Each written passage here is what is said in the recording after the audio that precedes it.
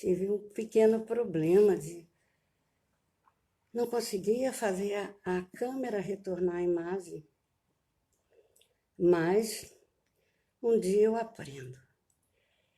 E eu agradeço por me receberem confiança e agradeço a tolerância com essa minha dificuldade de entrar, porque eu não conseguia formar a imagem, estava aparecendo tudo em volta, mas não conseguia a minha imagem. Consegui, graças a Deus. Então, nesse momento, vamos orar agradecendo ao Senhor da vida, que é Deus, a sua proteção, e também a Jesus por todo o amparo que nos dá, a simpatia de quem nos ouve, que nos enche de energia para prosseguir, para perseverar. O nosso tema de estudo dessa noite é a reencarnação e a vulnerabilidade.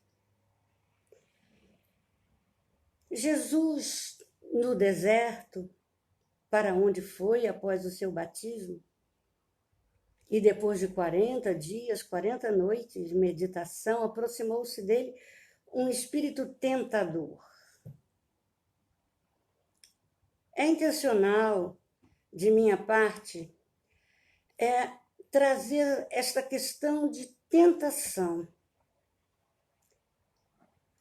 Há uma belíssima palestra de Haroldo Dutra Dias, que ele fez no Rio Grande do Sul, em Porto Alegre, por ocasião de comemoração do 94º aniversário da Federação Espírita do Rio Grande do Sul.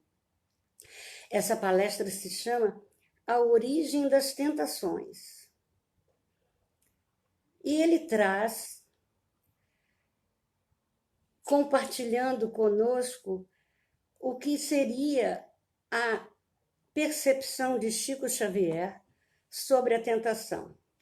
Dizia Chico que a tentação é como se estivéssemos correndo de um cachorro imenso, com muita vontade de ser alcançado. Isso porque a tentação tem o componente do desejo e também tem o componente da dualidade. Por um lado, o psiquismo condicionado a repetir, tornar a experimentar erros, equívocos. E, por outro lado, o psiquismo mais consciente, que sabe que é preciso avançar na compreensão e na submissão às leis divinas. Há que ter, com submissão, a obediência da razão e do sentimento. No Evangelho segundo o Espiritismo, no capítulo 4, esse capítulo fala de ninguém poderá ver o reino de Deus se não nascer de novo. E ele trata da reencarnação. Nesse capítulo, ele, digamos assim, ele bate sucessivamente de que a passagem dos espíritos sobre a vida corporal, ela é muito necessária. Então, a reencarnação é a bondade de Deus a nosso favor. É a execução dos desígnios de Deus a nosso favor. E ela é necessária para o nosso bem, porque as atividades no plano material, elas são importantes para desenvolver nossa inteligência e o nosso sentimento.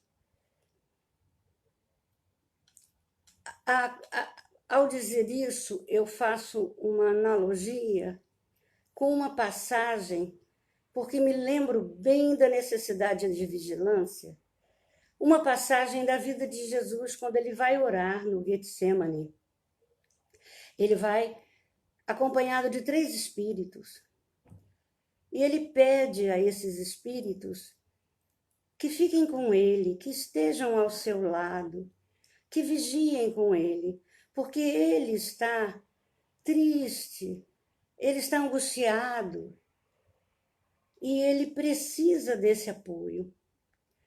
E ele se desloca um tanto, ele vai um pouquinho adiante para orar, e quando ele retorna ao lugar em que ele deixou os companheiros, ele encontra os 3 dormindo. Impactado, ele se dirige a Pedro, que é um deles, e diz: Pedro, vigiai e orai para que não entreis em tentação. O espírito, na verdade, está pronto, mas a carne é fraca. Isso está no Evangelho de Mateus, no capítulo 26. Sim, o espírito está pronto, porque ele é herdeiro do DNA divino. Ele traz a luz divina dentro de si, lucidgênito que é. Essa luz ele tem que fazer brilhar. É o esforço individual de cada pessoa de fazer brilhar essa luz. Como a semente carrega todo o potencial da árvore, encontrando condições para desabrochar. A conquista da felicidade perene é o processo perene que cada um desenvolve na evolução de si próprio, em processo, é claro, que de sequência na vida, né? Referindo-se a essa passagem do Evangelho de Mateus, Emmanuel pondera que, quando Jesus diz que a carne é fraca, que a carne não é apenas o corpo físico. O corpo físico é veste. Em vários textos, Emmanuel nos dá a entender que a carne é a condensação de energias fluídicas, é a tela sobre a qual se reflete a nossa consciência espiritual. Em suma, quando encarnados, é a nossa vulnerabilidade. Haroldo, nessa palestra, ele comenta em alguns pontos interessantes. O primeiro deles é quase que óbvio para nós. Reencarnados, a qualquer momento podemos cair, tropeçar, cair, nos ferir, cair nas tentações. Mas, enquanto encarnados, também nós vivemos muito mais drasticamente a impermanência. Encarnados, reencarnados, nós somos peregrinos no mundo. E enquanto peregrinos, nós transitamos no mundo com uma capacidade de percepção e de memória bastante reduzidas com relação ao nosso ser espiritual que teve tantas vidas. Por um lado, é muito conveniente porque temos uma percepção quase que nenhuma dos equívocos que tivemos, dos sofrimentos pelo qual passamos ou fizemos os outros passar, para nós podermos recomeçar sem julgamentos. Mas, por outro lado, também a percepção e a nossa memória muito, muito tênue das nossas potencialidades. Porque estamos dentro de uma programação reencarnatória.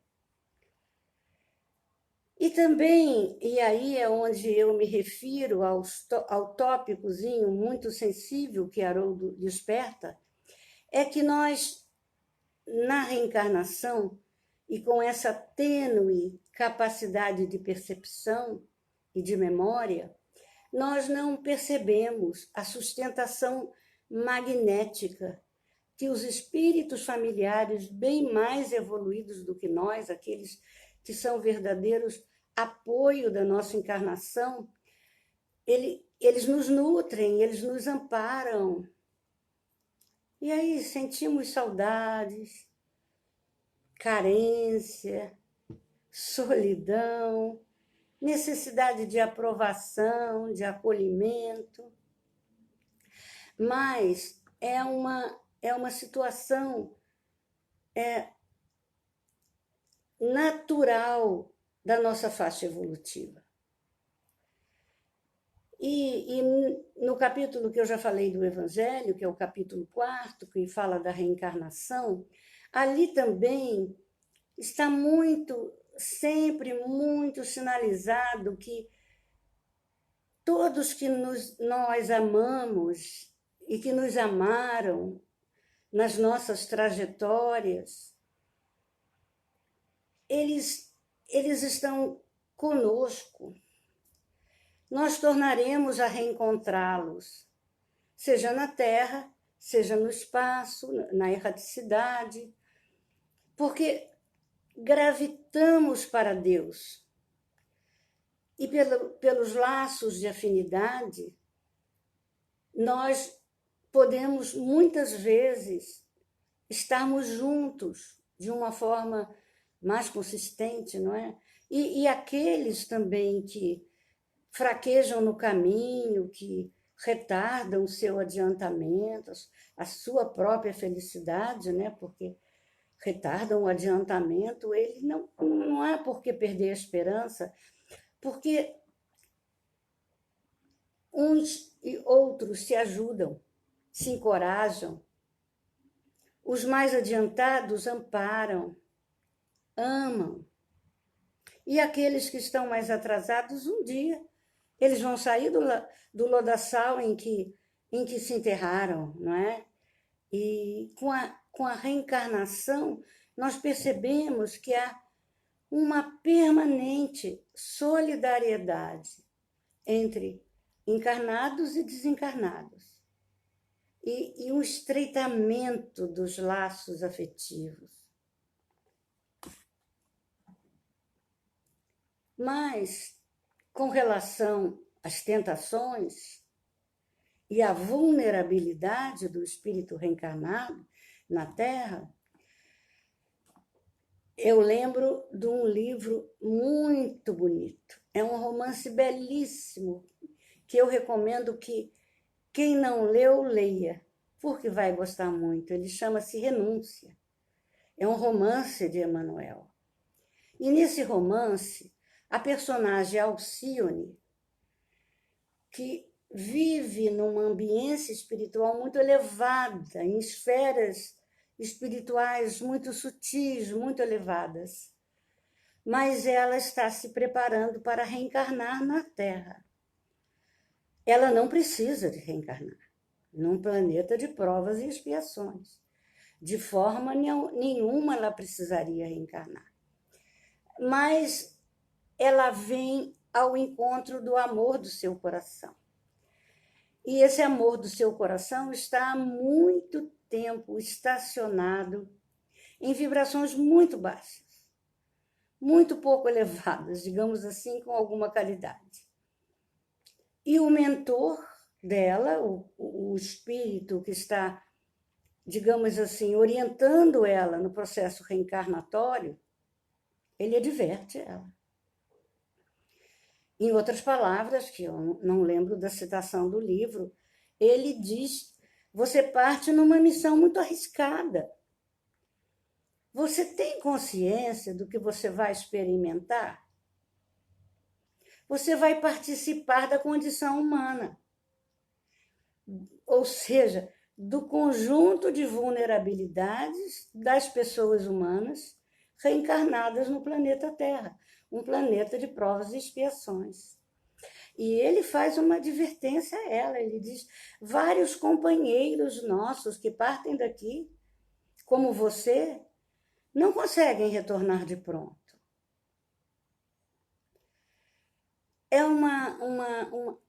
E aí nós podemos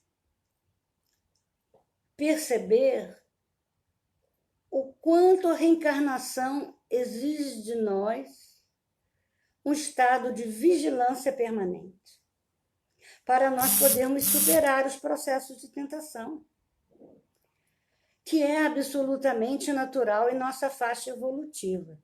Ainda relembrando a palestra de Haroldo Dutra, que diz mesmo que as tentações são parte do processo reencarnatório, ele é natural, faz parte da lei moral, da lei de ação e reação, mas ele tem uma analogia do carro, que o carro, quando vem numa velocidade muito grande, freia subitamente, há um solavanco, ou ao contrário, está em repouso e sai numa velocidade, há um solavanco, porque sofre-se a inércia, é o solavanco da inércia.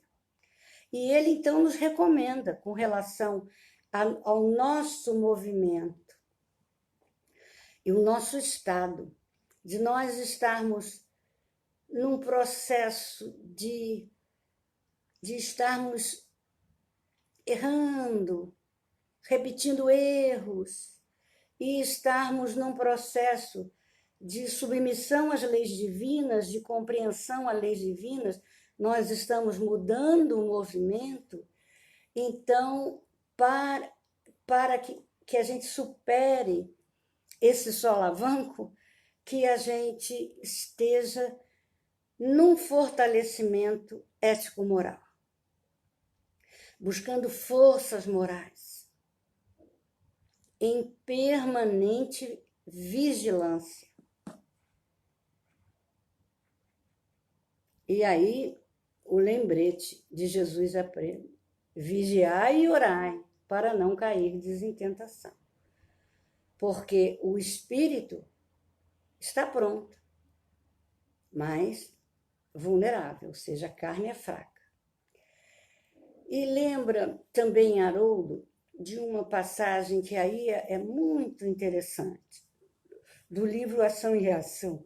Ele faz uma citaçãozinha muito pequena, em que um dos instrutores da história do livro Ação e Reação, que é um livro de André Luiz, psicografado por Chico Xavier, ele diz que o propósito da vida, ele trabalha em nós e trabalha conosco, impulsionando-nos para a perfeição, através de todos os meios. E quando nós cerceamos esses impulsos do propósito da vida, nós agimos contrariamente à lei divina, criando aflições, sofrimentos para nós mesmos.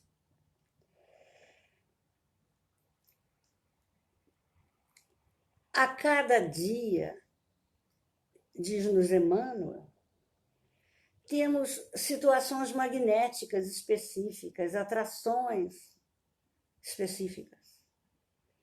E ele sempre recomenda, em muitos textos, para a gente considerar a essência de tudo que nos atraiu num dia, no decurso daquelas horas em que estivemos ativos, para que nós possamos eliminar os males próprios, atendendo ao bem, claro, né, que Jesus deseja.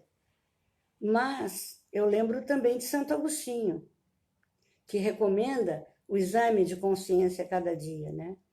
E Emmanuel nos convida a considerarmos a essência do que nos atraiu, para nós podermos ver o que nos atrai e podemos corrigir essas atrações que nos levam às quedas morais.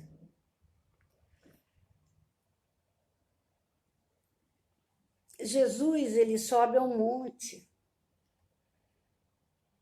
A multidão ansiosa por estar com ele o cerca e ele sobe ao monte para nos ensinar, enquanto mestre que é.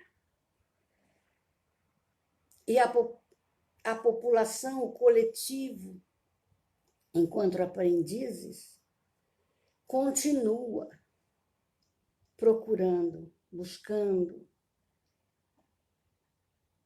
ansiosa por encontrá-lo, sem saber como fazer muitas vezes, buscando conforto, buscando revelação. Emmanuel nos adverte, e aí ele é bastante incisivo. Muitos textos dizem a mesma coisa. Sobretudo da coleção Fonte Viva, Caminho, Verdade e Vida, e Estude Viva, vários deles, Ceifa de Luz. Em muitos textos ele nos recomenda que estejamos colaborando para prestar ao coletivo, na condição de aprendizes que somos, porque nós não somos mestres, mas para nós colaborarmos, cooperarmos na disseminação dos ensinamentos de Jesus. Seja pelos exemplos, seja por uma série de formas de nós estarmos colaborando. Emmanuel, ele fala que as duas colunas da solidariedade humana é a cooperação, a colaboração e a boa vontade. E aí, a gente pode, digamos assim, verificar o que está a nosso alcance para que a gente se filie a esse programa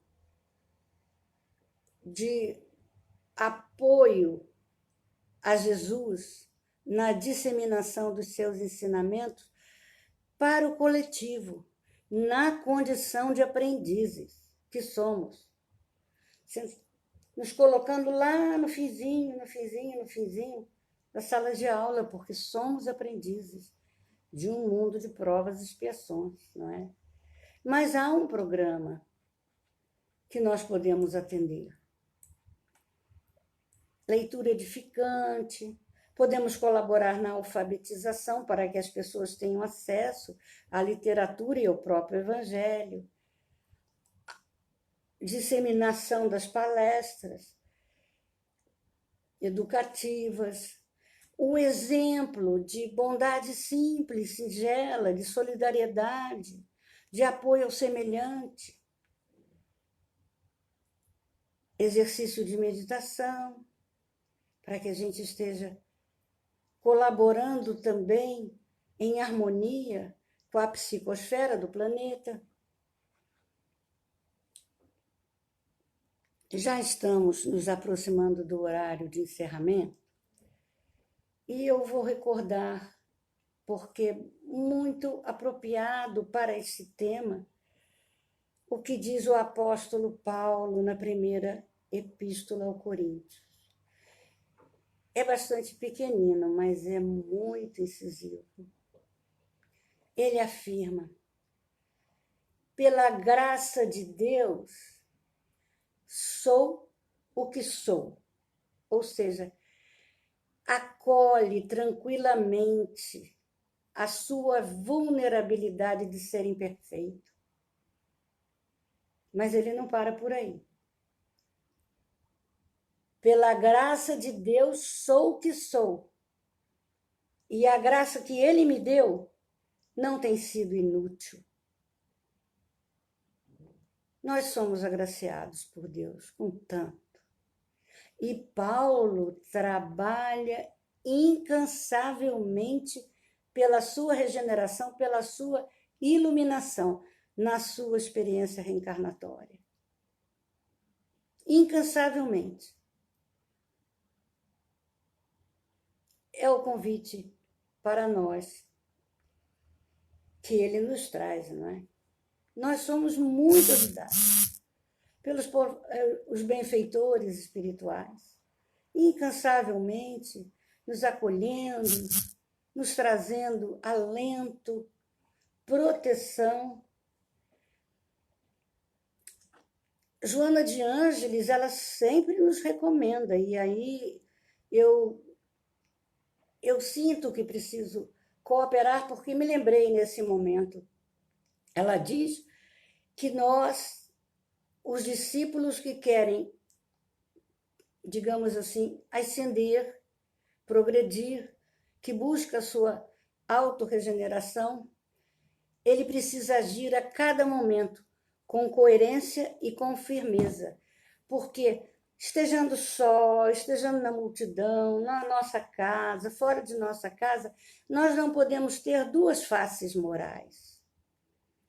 Precisamos agir com coerência e com firmeza, sendo quem somos, espíritos imperfeitos, mas buscando que a graça de Deus da reencarnação não seja inútil.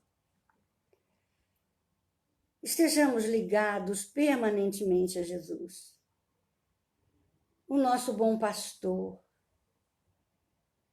nosso querido bom pastor. Ele diz a João, e está no capítulo 10 do Evangelho de João, que o ladrão vem somente para roubar, para matar, para destruir. Mas ele, Jesus, ele veio para que tenhamos vida, e vida em abundância. Textualmente as palavras de Jesus, no capítulo 10 do Evangelho de João. Ele veio para que tenhamos vida em abundância. Então, eu encerro nos convidando a uma oração, porque não consigo dizer essa palavra, ele veio, sem me lembrar de uma canção. Claro que não vou cantar, que vocês sairiam correndo. Mas de uma canção muito, muito singela da evangelização infantil a respeito da vida de Jesus, da vinda de Jesus. E eu encerro com essa oração. Ela diz assim: ele veio, pão da vida, luz do mundo. Tinha um olhar quente e profundo, e solene tinha a voz. Ele veio, mãos vazias, desarmadas, nem escudo, nem espadas, só o amor por todos nós. Toda noite, sem estrelas, ele ilumina, e as nuvens mais escuras ele desfaz. Ele veio e agitou a nossa alma e tirou a nossa calma, mas nos trouxe a sua paz. Eu agradeço a paciência com que me receberam e me despeço desejando a cada um, a cada uma, a paz do Cristo de Deus. Muito obrigada.